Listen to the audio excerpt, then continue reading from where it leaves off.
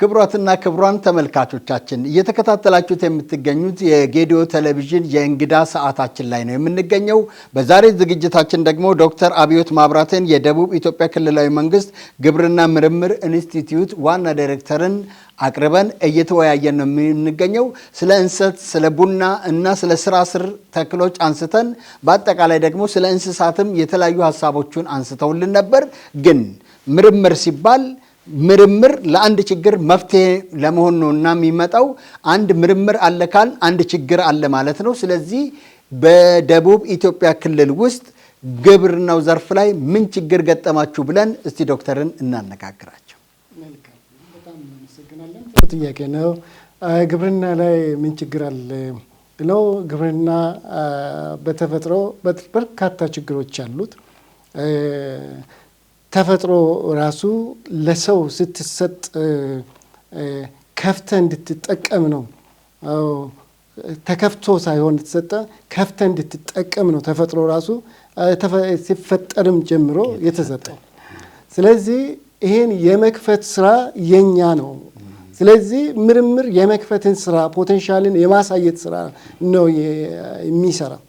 ኖርማሊ በአርሶ አደር ደረጃ በርካታ ምርት አለ፣ ሰብሎች አሉ፣ እንስሳት አሉ። እነኚህ እንስሳቶች እያንዳንዱ ያለው አቅም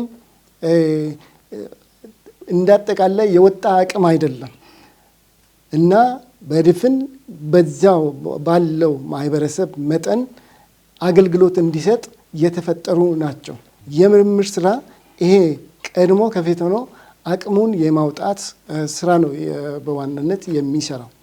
ስለዚህ ከሰብል አንጻር ካል ማህበረሰቡ ጥቂት በነበረበት 5 ኩንታል ፐር ሄክታር በቆሎ ሊገኝ ይችላል። ብዙም ወር የሚያደርግ ነገር አይደለም። በቆሎ በተፈጥሮ ግን ፖቴንሻሉ አቅሙ በጣም 200 ኩንታል አሁን በአሁኑ ጊዜ ደርሷል። ስለዚህ በሄክታር በኢንተርናሽናሊ አንዳንድ አካባቢዎች ላይ እስከ 200 ኩንታል ማድረስ ተችሏል። ይሄ በስራ የመጣ ነው። ስለዚህ ፖቴንሻሉ ዘሩ ውስጥ ነው ያለ። ያን ያለውን ፖቴንሻል ግን ተመራምረን ነው እንዲወጣ ምን ከፍተው። ስለዚህ ምርምር ያን የመክፈት ስራ ነው የሚሰራውና ስለዚህ ይሄ ጊዜ የሚወስድ ተግባር ነው። በእርግጥ የተለያየ ቴክኖሎጂን ይፈልጋል። እነኚህ ቴክኖሎጂዎችን እና ጊዜን ተጠቅሞ ምርምሮች እንዲወጣ ማድረግ ነው። ስለዚህ እንደኛ ሀገር ስንመጣ ግብርና ችግሮች ስንል በዋናነት ምርትና ምርታማነት በዋናነት ከምርት ይልቅ ምርታማነቱን የመጨመር ፐር ሄክታር የሚገኘው ምን ያክል ምርት ነው፣ ወዴት እናሳድግ። እንዳጠቃላይ ጠቅላላ ምርት መሬትንም በማስፋት ሊያድግ ይችላል። ግን ምርታማነት በአንድ ሄክታር 5 ኩንታል የነበረው 10 እንዴት እናድርግ፣ 50 የነበረው እንዴት አድርገን 100 እናድርግ የሚል ነው። ስለዚህ ስንመጣ 50 መሆኑ ራሱ ችግር ነው ማለት ነው። ምክንያቱም 100 መድረስ እየተቻለ 50 መሆኑ መቅረቱ አንድ ችግር ነው። ስለዚህ ይህን ችግር ነው የሚፈታውና ስለዚህ ምርምሩ ይፈታል። ስለዚህ የሚፈታው ምንድነው? ለዚያ ከ500 ወይንም ከ50 ኩንታል ይሰጥ የነበረውን ወደ 100 ኩንታል እንዲያድግ የተለያየ ቴክኖሎጂዎችን መጠቀም ነው። አንዱ በብሪዲንግ ወይንም በማዳቀል የሚገኘው የተለያየ ቴክኖሎጂን በመጠቀም በቀጥታም በተዘዋዋሪ በመጠቀም ያን አቅም እንዲወጣ የማድረግ ስራ በምርምር የሚሰራ ስራ ነው። እንግዲህ ችግሩን የሚፈታው ምርታማነቱ ሲጨምር ነው። ስለዚህ ይሄ ስራ ደግሞ በዛው ፖቴንሻሉ ብቻ ሳይሆን ደግሞ መሬቱም ደግሞ እንደዛው በየጊዜው የሚሰራ መሬት ከመሆኑ ጋር በተያያዘ ያለውን አቅም ሙሉ በሙሉ አማጠን መጠቀም መቻል አለብን። ስለዚህ የበቆሎ ከዝርያም ብቻ ሳይሆን መሬቱም አንዱ ኢንፑት ነው፣ አንዱ የሚያርፍበት ቦታ ነው። ምቹ መሆን መቻል አለብን። ስለዚህ የቱ ቦታ ምቹ ነው፣ ምቹ ኢንቫይሮንመንትን መፍጠር፣ በዛ ዙሪያ ምርምር ይሰራል። የተሻለ ዝርያን ማውጣት፣ በዛ ዙሪያ ምርምር ይሰራል። ሁሉ አቀፍ የሆነ ምርምሮች በመስራት የግብርናን ችግር መፍታት ወይንም ምርታማነቱን ፐር ሄክታር የሚገኘውን ምርት ብቻም ሳይሆን ምርታማነቱን በመጨመር ምርቱን በከፍተኛ ሁኔታ እንዲያድግ የማድረግ ስራ ነው የሚሰራው። ስለዚህ ችግሮቹ በግብርና ላይ ያሉ ችግሮች በዋናነት ምርታማነትን መጨመር ስለሆነ በዚህ ዙሪያ በሁሉም ሰብሎች አሁን የሚገኘው አንዱ አርሶ አደር 30 ኩንታል ፐር ሄክታር እያገኘ ከሆነ እንደ አርሶ አደር አንመለከትም። ሳትስፋይ ለጊዜው ሊሆን ይችላል። ከዛ ያለፈን ግን ለምን ወደ 60 ለምን አያድግም? እጥፍ በዚያው ዓመት እጥፍ ወይንም 60 ኩንታል ለምን አይደርስም? ችግር ነው። ስለዚህ 60 አለመድረሱ መድረስ እየተቻለ እንደ ችግር ነው መወሰድ ያለበት። ስለዚህ ይሄን ችግር ከተወሰደ በኋላ ቀጥሎ የቱ በተን ላይ ነው ችግሩ ያለ ብሎ ምርምሩ ሰፊ የምርምር ስራዎችን በመስራት በመሬትም በሰብሉም ያለውን ችግሮችን ለይቶ በእያንዳንዱ ላይ ሰፊ ምርምር በማድረግ ዝርያዎችን የማውጣት የአሰራር ስርዓቶችን ማስተካከል ማረም የተሻለ ቴክኖሎጂ የምንለው በዚህ በሁሉም አቅጣጫ የምናፈልቃቸው ቴክኖሎጂዎች የግብርና ቴክኖሎጂ ብለን ኦልሬዲ በዚህ መንገድ ችግሩ ፈተናል እንላለን። ይሄም ደግሞ እዛ የሚቆም አይደለም። 60 ፐር ሄክታር ከተገኘ እዛ ጋር የሚቆም አይደለም። ስለዚህ ሌላኛውም አለ። ስለዚህ ፖቴንሻል የምንለው ተፈጥሮ የሰጠ ፖቴንሻል በጣም ሰፊ ነው። እነኛን የማውጣት ስራ ነው የሚሰራ። ከሰራ በኋላ በሰብል ያለውን ነው፣ በእንስሳትም በተመሳሳይ ነው። ከሰራ በኋላ እንግዲህ እርግጠኛነቱን ካረጋገጠ በአገር ደረጃ እውቅና ከተሰጠ ከተመዘገበ ዝርያዎቹ ከተመዘገበ ቀጥሎ ያለው የማላመድ ስራ ነው። የማላመድ ስራ በራሱ በምርምር ጣቢያም የሚላመድበት በየተለያየ አግሮ ኢኮሎጂ በተለያየ አርሶ አደሮች ሁኔታ ይላመድና በምርምር ጣቢያ ላይ 100 ኩንታል ከሆነ 100 ኩንታል በአርሶ አደር በስፋት ይዘራ ላይሆን ይችላል፣ 80 ሊሆን ይችላል፣ የተወሰነ ያክል ምርት ሊቀንስ ይችላል። ለእነኛዎቹን ሁሉ ቼክ ተደርጎ እና ተረጋግጦ ቀጥሎ ወዳለ ደረጃ ወደ አርሶ አደር ደግሞ የሚሰራጭበት በኤክስቴንሽን ስርዓት ወይንም በግብርና ኤክስቴንሽን ስርዓት ለሰፊው አርሶ አደር ተደራሽ የማድረግ ስራ የሚሰራበት ነው። በዚህም እንግዲህ ቴክኖሎጂን በዚህ አይነት መንገድ ያመነጫል። ይሄ እንዳጠቃላይ ያለ ነው። በሌላ መልኩ እንግዲህ ችግሮችን ለመፍታት ችግር አለ ብለን ካል የግድ በእኛ ብቻ ምርምሮችን እየሰራን አዳዲስ ቴክኖሎጂዎችን 60 ኩንታል ነው ከዛ 80 ኩንታል እስክንል መጠበቅ የለብንም። የተለያየ ቦታ የተለያየ ምርምሮች በተመሳሳይ መልኩ ይሰራሉ። የሰሩትን ደግሞ እኛ ጋር ምን ይመስላል፣ በእኛ አርሶ አደር፣ በእኛ መሬት፣ በእኛ አሰራር ምን የቱ ቦታ ይመቻል የሚለውን ነገር የአዳፕቴሽን ስራ ወይንም የማላመድ ስራ በተለያየ አግሮ ኢኮሎጂ ከተለያየ ቦታ ቴክኖሎጂዎችን ወስደን እናላምዳለን። እርግጠኛ የሆነውና በምርምር ስርዓት መሰረት ይሄ ነው የሚባለውን ለአርሶ አደር ደረጃ ደግሞ እንሞክርና ከዛ በኋላ ተቀባይነቱን ሲያገኝ የመጀመሪያ ዙር የማባዛት ስራን ጭምር አባስተን በሰፊው ደግሞ ለአርሶ አደር ተደራሽ እንዲሆን የማድረግ ስራ እንሰራለን ማለት ነው። ግን አሁን እርሶም እንዳነሱልን እንግዲህ ብዙ ምርምር እያልን እያወራን ነውና ምርምር ብዙ ስራዎች ይሰራሉ። ግን እንደ ሀገርም እንደ ዓለም አቀፍም የምርምር ላይ ከሚነሱ አንዱ ችግሮች ምንድነው? ተመራማሪዎች ይመራመሩና የጨረሱትን ነገር ሼልፍ ላይ ነው የሚያስቀምጡት የሚባል ነገር አለ። አሁን እርሶ የሚነግሩን ከሼልፍ የወረደው አርሶ አደር ጋር የደረሰው እንደ ደቡብ ኢትዮጵያ ክልል ምን ያህል ምርምሮች አሉ? በጣም ጥሩ። እንደኛ እንግዲህ አብዛኛው ምርምሮች በርካታ ምርምሮች ናቸው። ግብርና ስራ ወይንም የግብርና ተግባራቶች በጣም ሰፊ እንደሆነ ሰብልን ብቻ ብንዘረዝር እያንዳንዱን ሰብል እንሰቱን፣ ቡናን፣ የብሔር ሰብሎችን፣ የጥራጥሬ ቅባት እህሎችን እያንዳንዱ በሁሉም ምርምር ይፈልጋል። ሁሉም ሰብሎች ምርምር ይፈልጋል። በእንስሳትም በተመሳሳይ በተፈጥሮ ሀብትም በተመሳሳይ በጣም በርካታ የሆነ የምርምር እንትኖች አሉ፣ ኮሞዲቲዎች አሉ። ስለዚህ በእያንዳንዱ ላይ ምርምር ይፈልጋል። በርካታ ምርምሮች ያስፈልጋል።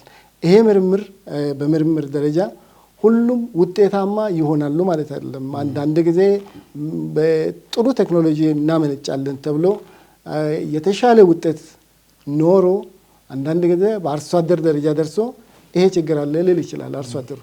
በዛን ጊዜ በአገር ደረጃ የምዝገባ ሂደቱ ሊቋረጥ ይችላል። ያ ያክል የተመራመሩት አርሶ አደሩ ተቀባይነት ካላገኘ ውድቅ ሊሆን ይችላል። ይሄ ማለት ምርምር አልተደረገም ውጤታማም አይደለም ማለት አይደለም። ውጤታማ ነው፣ ግን በአርሶ አደሩ ደረጃ ተቀባይነትን ማግኘት መቻል አለበት። ተቀቺ ነጥብ ብቻ ምክንያት ውድቅ ሊሆን ይችላል። ስለዚህ ሁሉም ምርምሮች እስከ መጨረሻ ይሄዳሉ ማለት ላይቻል ይችላል እና አንዱ ቦታ ደግሞ የተሻለ ነው የተባለ ሌላ ቦታ ተቀባይነቱ ዝቅ እንደ አግሮ ኢኮሎጂ ዝቅ ሊል ይችላልና ስለዚህ ከዛ አንፃር በእኛም ደረጃ በተመሳሳይ በርካታ ምርምሮች ዘንድሮ በነበረን አኑዋል የምርምር ግምገማ ከ1100 በላይ ምርምሮችን ሪቪው ተደርጓል። የተለያየ ፕሮፌሰሮችና ሳይንቲስቶች እንደ አጠቃላይ ከተለያየ አገሪቱ ክፍል ከዩኒቨርሲቲዎች ከምርምር ማዕከላት ከፍተኛ የሚባሉ በዚህ በምርምር እኛ ጋር ጠርተን ሪቪው እንዲያደርጉ አድርገናል። ስለዚህ ይህን ስናደርግ 1100 የሚያክል ምርምር ስራዎች የተጠናቀቀለት ማለት ነው። አይደለም የተጠናቀቀ ያለቀ ሳይሆን የተጠናቀቀ ወደ 156 አካባቢ ምርምሮች ዘንድሮ ያለቁ ናቸው።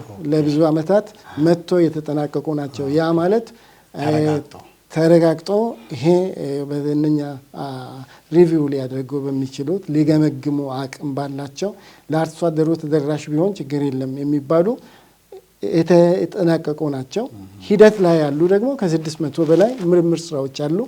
በዚህ ዓመት ደግሞ አዳዲስ ኢኒሼት የተደረጉ ወቅቱን አካባቢው በየአካባቢ የተለያየ ችግሮችና ጥያቄዎች ይቀርባሉ። ያ መነሻ ተደርጎ የተለያየ ፕሮፖዝ ተደርጎ ደግሞ በዚህ ዓመትና ቀጥሎ ሊሰሩ የሚገቡ ፕሮጀክቶች ወይንም የምርምር ስራዎች አዳዲሶቹም እንደዚህ ሪቪው ተደርጎ ከ240 በላይ እንደዚሁ የቀረቡበት አለ። ስለዚህ አንድ ላይ ወደ 1000 የምርምር ስራዎች ተገምግሟል። ይሄ በየዓመቱ የሚደረግ ሂደቶች ናቸው። በእነኚህ ሂደት እንግዲህ 156ቱ አሁን ዘንድሮ ተጠናቀቀ።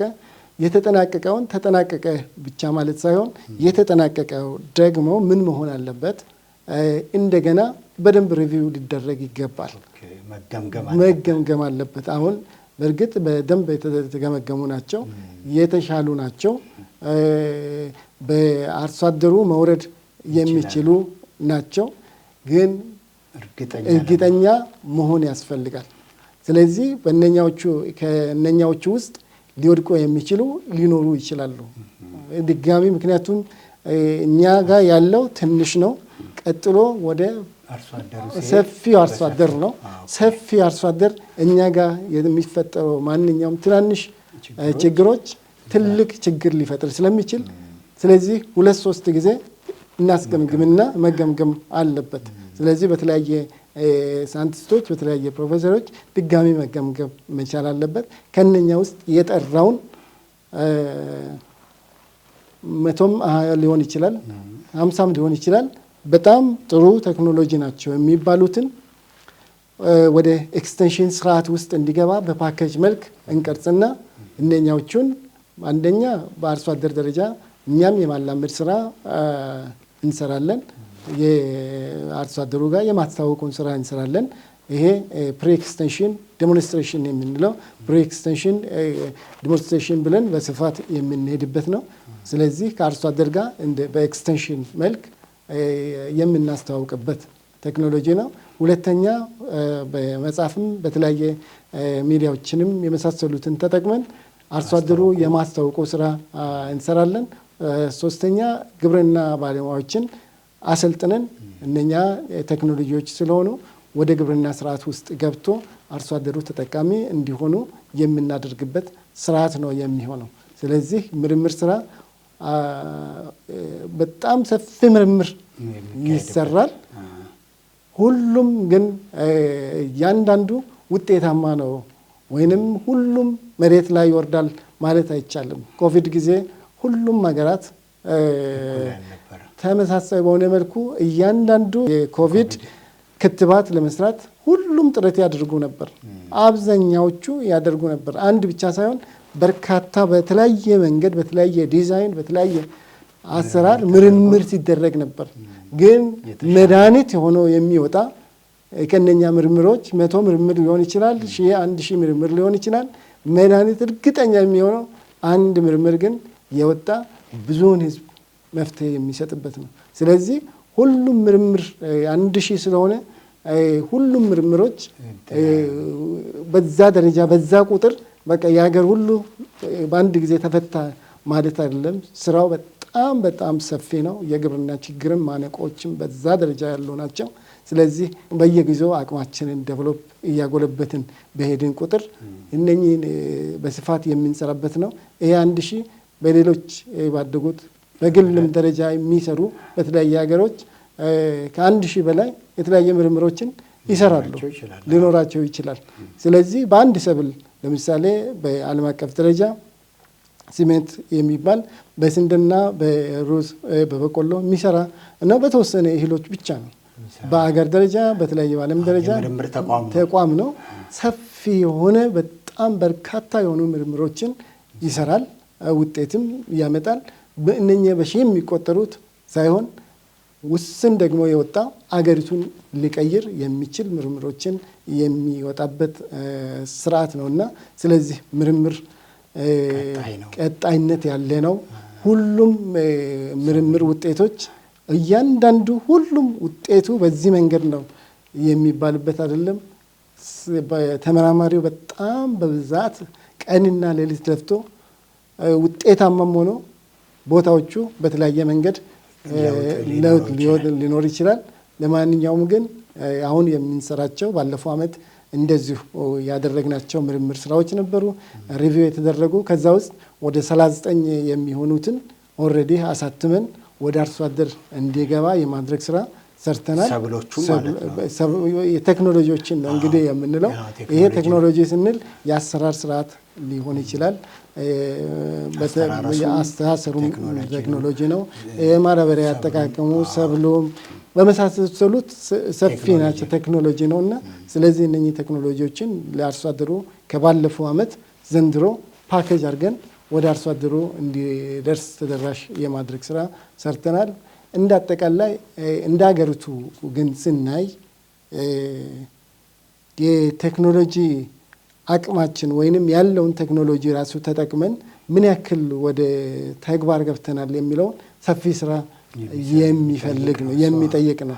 ያሉ ቴክኖሎጂዎች አሉ። በተለምዶ የትም የሚሰራ በቆሎ አለ።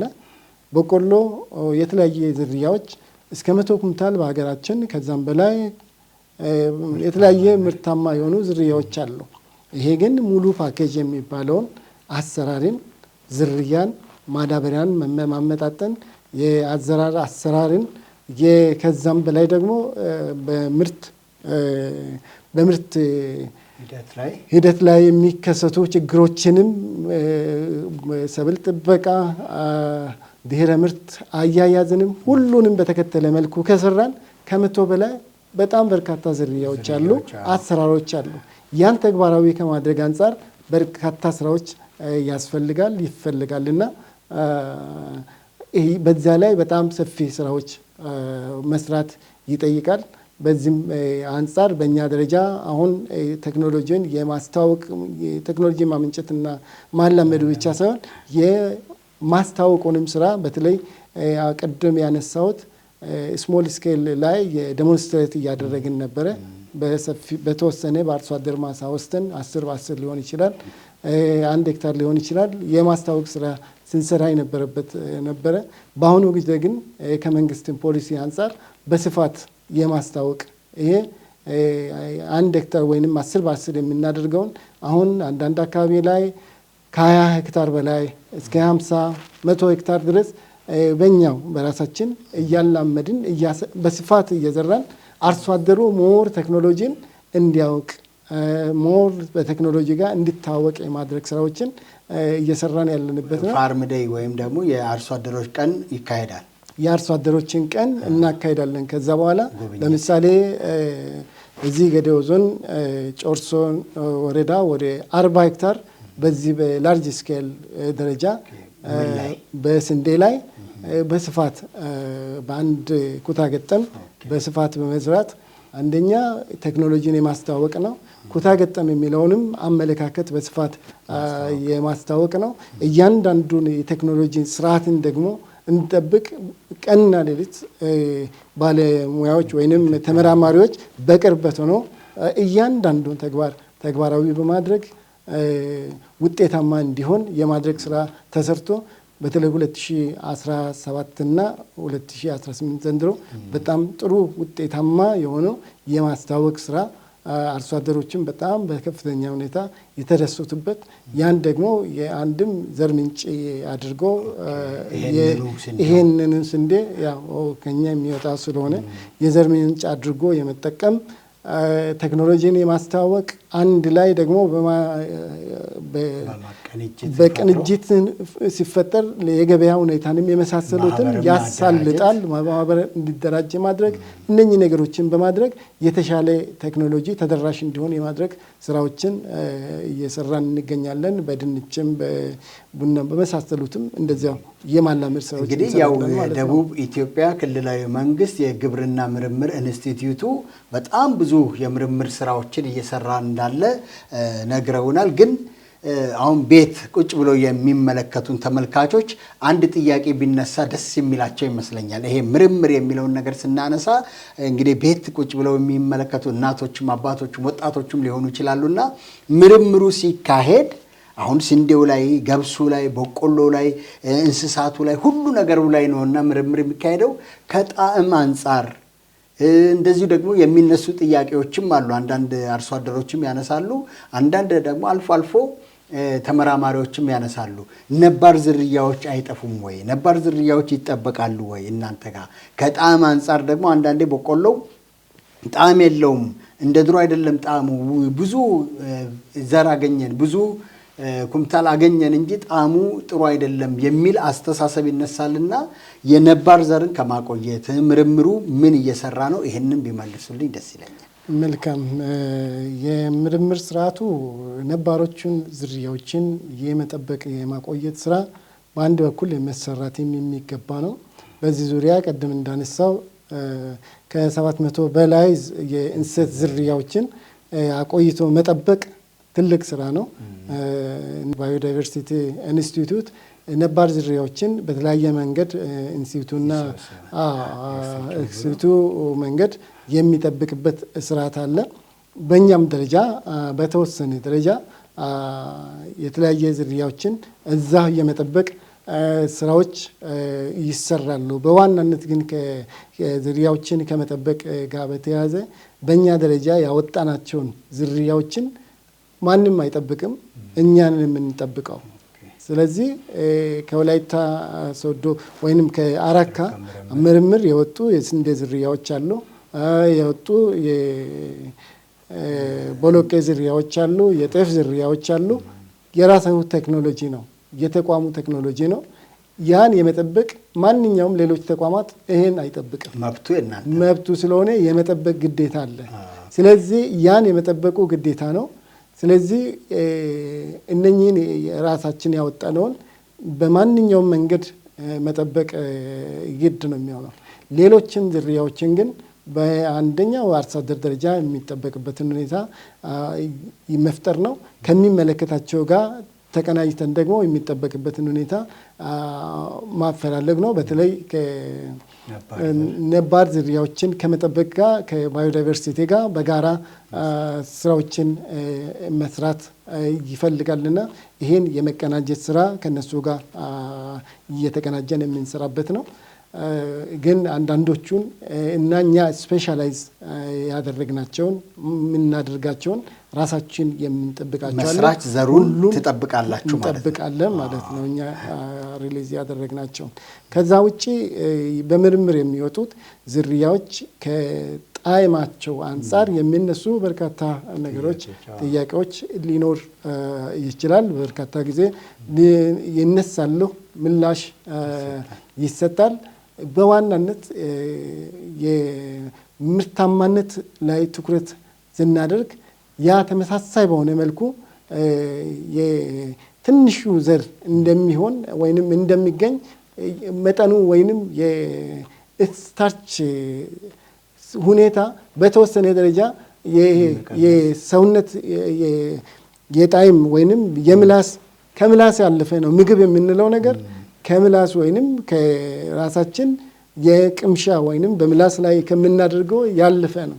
ስለዚህ በምርምር ስርዓታችን ውስጥ በስነ ምግብና በዚህ በኮምፖዚሽን ላይ እያንዳንዱ የሚወጡ ዝርያዎች ምርምር ይደረጋል፣ ቴስት ይደረጋሉ። ከዛ በኋላ ነው ሪሊዝ የሚደረጉት እንጂ እንደወጣ ምን ያክል ምርት ተገኘ ተብሎ ብቻ አይወጣም። ስለዚህ እያንዳንዱ ምን አይነት ጣዕም አለ፣ ምን አይነት የስታርች ኮምፖዚሽን አለ፣ ምን አይነት ቫይታሚን አለ፣ ምንድነው ለህብረተሰቡ የሚጠቅመው የሚለው በሰፊ ስራዎች ይሰራሉ። ይሄን አሁን እንግዲህ እንደ ሚዲያ ግንዛቤ ማህበረሰቡ እንዲጨብጥ ነው እኔ የሚፈልገው ሐሳቡን የሚያነሳውትና አሁን አርሶ አደሩም ጋር ማህበረሰባችንም ጋር ካሉ ጥያቄዎች አንዱ ምንድነው በምርምር የሚወጡ ዝርያዎች አብዛኛዎቹ ዝም ብሎ ለመብላት እንጂ ማዕድናቱን አሁን ቅድም ፕሮቲን ፋቱን ይሄንን የጠበቀ አይደል፣ ኮንተንቱን ሙሉ ነገር የተሟላ አይደለም። ከዚህም የተነሳ ነው አሁን የመጣው ትውልድ ሰውነቱ አላግባብ የወፈረው።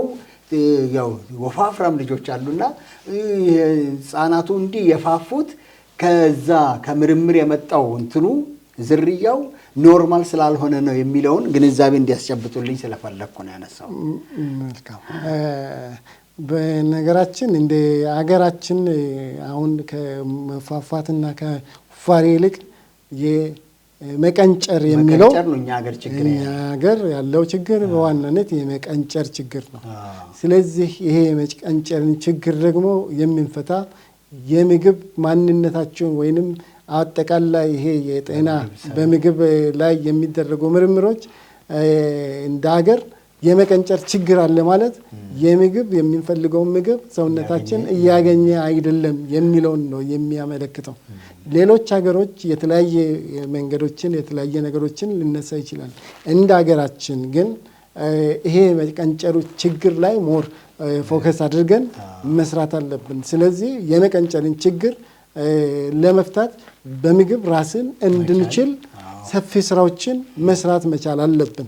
ስለዚህ በአሁኑ ጊዜ እየሰራን ያለነው አብዛኛው የምርምር ስራዎቻችን አብዛኛው ምርምሮቻችን ተፈጥሯዊ የሆኑ ምርምሮች ተፈጥሮ ስንል ማንኛውም አይነት ባዮሎጂካል ኢንተርፌረንስ በሌለበት ራሱን የተፈጥሮ ፖቴንሻሉን እንዲያወጣ የማድረጉ ስራ ነው እየሰራን ያለነው። ስለዚህ ተፈጥሯዊ የሆነ ፖቴንሻል እንዲወጣ ስናደርግ በዋናነት ኖርማል የሆነ የአፈር ማዳበሪያን የምንጠቀመው ነው። አፈር ማዳበሪያ ማለት ልዩ ኬሚካል አይደለም። ብዙ ጊዜ በዚህ ዙሪያ ላይ የሚነሱ አላግባብ የሆኑ እይታዎች አሉ።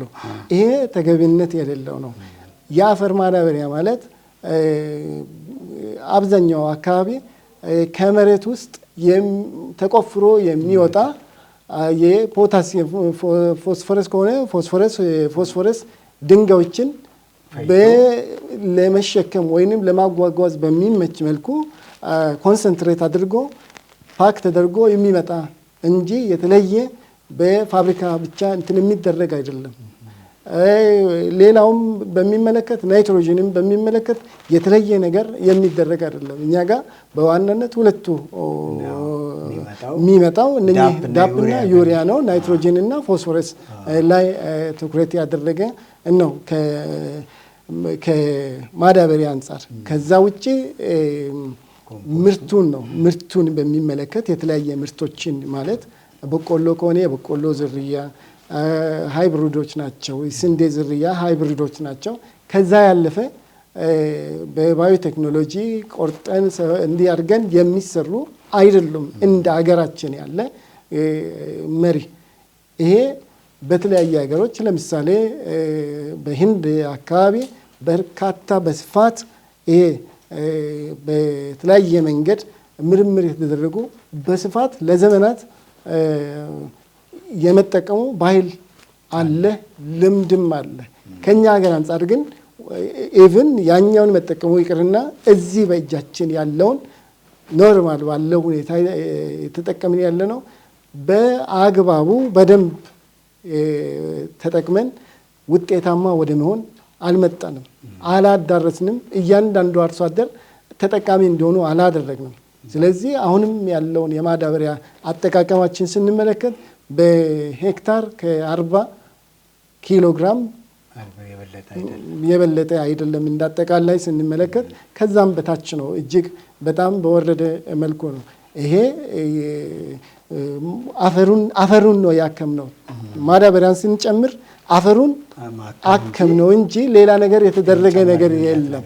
ሰውነታችንን በተለያየ በሽታ ከታመመ አቅም ካጣ እንደምናክም በተመሳሳይ መልኩ አፈርን ችግር አለ ከተባለ አፈርን አከምን። ለምሳሌ ይሄ የማከም ስራ በፎስፎረስ የሚባል ማዕድን ካነሰ ፎስፎርን ጨምረን፣ አሲዳማነት ካጠቃ አሲዳማነትን ኖራ ጨምረን እናክማለን። ወደ ነበረበት ይመለሳል። ናይትሮጂን ጉድለት አለ ከተባለ ናይትሮጂንን ጨምረን አፈሩን እናክማለን። ያ በታከመና ጤነኛ በሆነ ላይ ዘራን፣ ምርቱ በቀለ፣ ተጠቃሚ ሆን። ስለዚህ በዚህ ላይ የተለየ ነገር የሚደረግ ነገር የለም። ስለዚህ ማህበረሰቡም በዚህ ዙሪያ ላይ ያለ ብዥታ በማንኛውም መንገድ በተለይ በሀገራችን በሚደረጉ ምርምሮች ላይ ብዥታን የሚፈጥር ምንም ነገር ሊኖር አይገባም፣ ሊወሰድም አይገባምና በዚህ ዙሪያ ላይ ሁሉም ግልጸኝነት ሊፈጥር ይገባል የሚል ነገር አለኝ። እሺ፣ እጅግ አድርገን እናመሰግናለን። እንግዲህ በመከታተል ላይ የምትገኙት የጌዲዮ ቴሌቪዥን የእንግዳ ሰዓታችን ላይ ነው የምንገኘው። በእንግዳ ሰዓታችን ደግሞ ዶክተር አብዮት ማብራቴ የደቡብ ኢትዮጵያ ክልላዊ መንግስት የግብርና ኢንስቲትዩት የምርምር ዋና ዳይሬክተር ናቸው። እሳቸውን አቅርበን ውይይት አድርገናል። በውይይታችን ላይ ከተነሱ ሀሳቦች ዋነኛው ሀሳቡ እንግዲህ የምርምር ስራዎች በኢትዮጵያም በክልልም ደረጃ በብዙ ነገሮች እየተሰሩ ነው። እነኝን ደግሞ ማህበረሰቡ በትክክል ሊጠቀማቸው ይገባል።